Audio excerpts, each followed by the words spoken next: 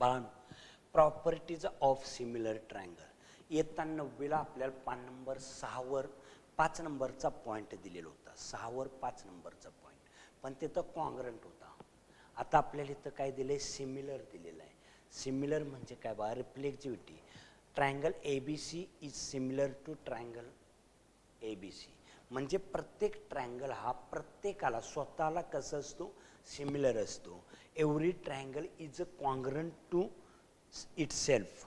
म्हणजे आता हे दोन्ही जर कॉन्ग्रंट असतील तर ते काय असणार आहे, सिमिलर असतातच. पण सिमिलर असतात ते कॉन्ग्रंट असतात असं नाही. अभ्यास भरपूर करावा लागतो गणितचा बाळांनो. सिमेट्री.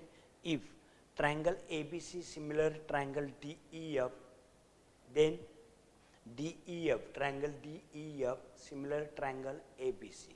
पहिला दुसऱ्याला सिमिलर असेल तर दुसरा पहिल्याला सिमिलर असतो. If the first triangle is congruent to a second triangle. आता सिमिलर म्हणा बरं का, कॉन्ग्रंट झालेलं आहे. Every triangle is similar to itself.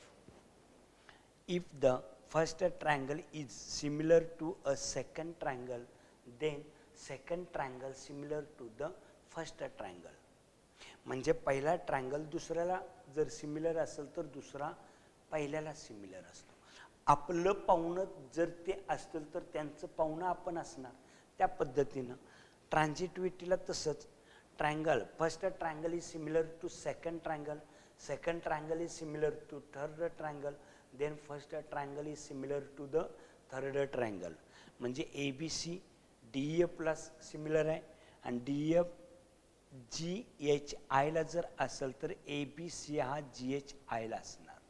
म्हणजेच if the first triangle is similar to a second triangle and second triangle one is similar to a third triangle, then the first triangle is similar to the third triangle. माहिती असं बाळांनो, लिहून घ्या व्यवस्थित. फक्त इथं similar हा शब्द टाकायचा.